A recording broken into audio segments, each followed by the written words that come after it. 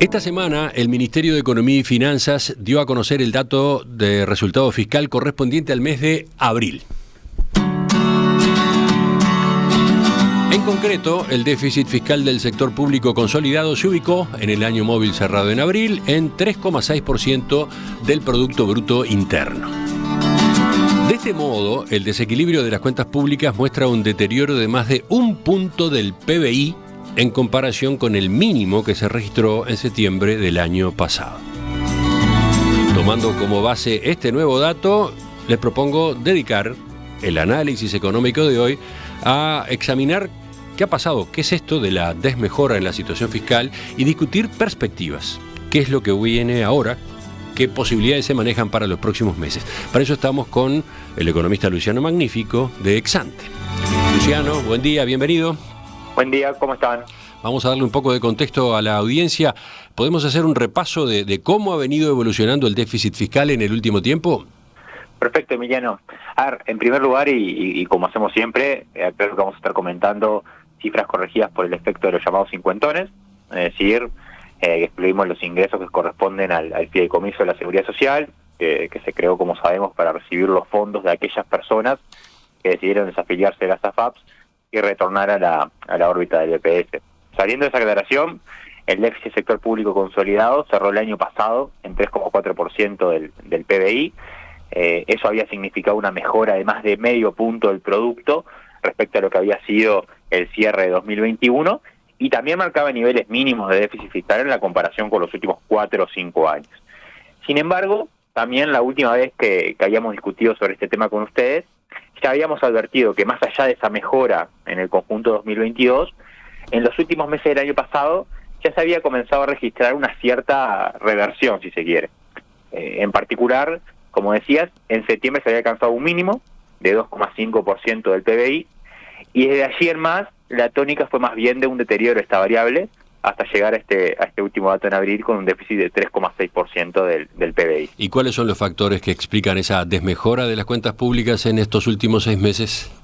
A ver, sobre eso es importante señalar que hay varios factores, obviamente, algunos por el lado de los ingresos y otros por el lado de los egresos que explican esa mejora de más de 1 punto del PBI que comentábamos.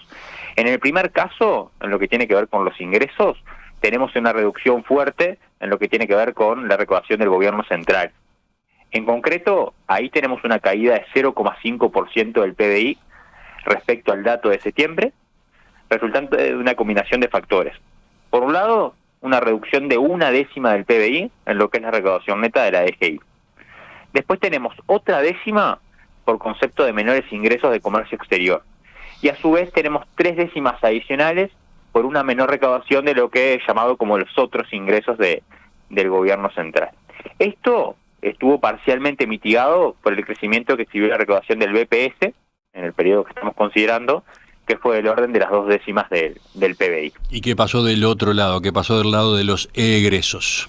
Bueno, si salimos de los ingresos y vamos a los egresos, el segundo factor que está actuando sobre el déficit fiscal es la suba que está registrando el gasto primario corriente del gobierno central y el BPS. Cuando me refiero a gasto primario corriente, estoy hablando del gasto público antes de intereses y de inversiones.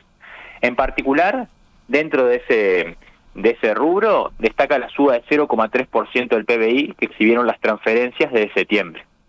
Saliendo de lo que es transferencia y dentro del gasto primario corriente, también hay que destacar en lo que va del año, las remuneraciones, las pasividades y los gastos de funcionamiento, excluyendo los egresos asociados al llamado fondo COVID, también vienen mostrando subas importantes en términos reales, menores a la de las transferencias, pero de todas formas subas bien importantes.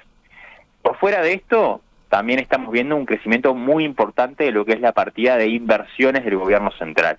Y ahí, si volvemos a comparar con el dato de septiembre, tenemos un incremento de otro medio punto del PBI en egresos por este concepto. Para que tengan una idea, el crecimiento del rubro inversiones fue especialmente marcado en el último trimestre de 2022 y ahí tuvimos un monto invertido que más que duplicó al mismo periodo de 2021.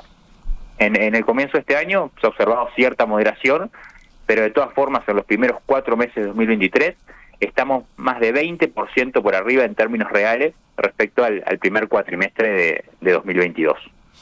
Queda claro, Luciano. Ahora, ¿cuáles son las perspectivas que ustedes en Exante manejan para los próximos meses?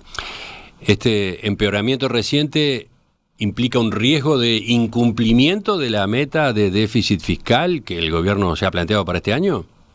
A ver, si te parece, vamos por partes. En primer lugar, hay que marcar que a fines de este mes, justamente, el gobierno va a presentar una nueva rendición de cuentas al Parlamento y en ella actualizará la programación macroeconómica para los próximos años, como se suele hacer. Habiendo hecho esa aclaración, lo que hoy está vigente es la referencia incluida en la rendición de cuentas que se presentó a mediados del año pasado, de un déficit fiscal de 2,7% del PBI para el cierre de este año. Obviamente, cumplir con esa referencia indicativa implicaría una mejora de casi 1 punto del PBI respecto a los niveles actuales, que decíamos que era de 3,6% del producto, y volver, por ende, a niveles similares a los que teníamos en ese mínimo de septiembre.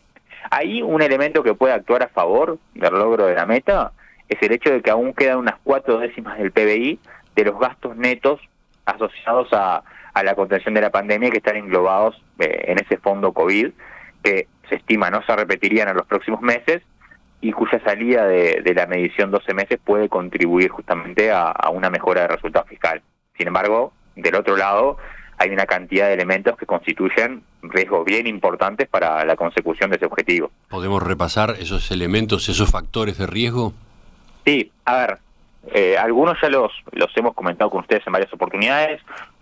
Por un lado, el salario real mostraría una suba en el promedio de este año, tras lo que fueron 3 años consecutivos de caída en dicha medición. Esto obviamente va a impulsar un incremento de la carga de remuneraciones del gobierno. Además, dijimos antes, las transferencias y las inversiones vienen mostrando crecimientos fuertes. También los restantes componentes de gasto público primario tendieron a aumentar en el último periodo. En la nueva institucionalidad fiscal está previsto que el gasto primario total no debe subir más que el ritmo tendencial del PBI, que está en el eje del 2% real. Obviamente cumplir esa regla en este nuevo contexto y en la medida en que se aproxima el año electoral, lógicamente que va a ser muy desafiante. Por otro lado, tenemos todo lo que es el tema de la sequía y los efectos colaterales que todavía seguimos viendo. En el plano energético, esta situación ha llevado a que no solo no se esté exportando energía eléctrica como en otros momentos, sino que también se ha importado de los países vecinos. Por otra parte, es probable que puedan existir gastos o inversiones de OCE que sean mayores a la prevista para solventar las complicaciones actuales en el abastecimiento de agua potable. Todos estos factores implican efectos que no fueron previstos en la dinámica presupuestaria original y que obviamente son elementos que pueden tensionar el cumplimiento de las metas fiscales en el corto plazo. Ahora, más allá del desafío que implica, la última vez que hablamos sobre este tema, ustedes plantearon que es fundamental que Uruguay siga mostrando buenos indicadores en materia fiscal. Ahí va. Eso en términos generales y también mucho más en este momento de incertidumbre a nivel internacional. Y esto es importante más allá de, como hablamos hace un par de semanas, estamos en un contexto en el que Uruguay está siendo muy bien ponderado por lo que son mercados internacionales, por las agencias calificadoras de riesgo y por los organismos multilaterales. Es bien importante que se siga trabajando en mantener y mejorar esos conceptos. De hecho, uno de los elementos que repitieron varios de los informes internacionales que se fueron conociendo en las últimas semanas es la necesidad de que Uruguay no solo mantenga el marco fiscal que adoptó en los últimos años, sino que también pueda incorporar mejoras adicionales en ese rubro. Por lo tanto, y ya para cerrar, será importante continuar monitoreando la situación fiscal en los próximos meses, en la antesala de lo que será la última rendición de cuentas, en la que el actual gobierno puede decidir incrementos adicionales del gasto público.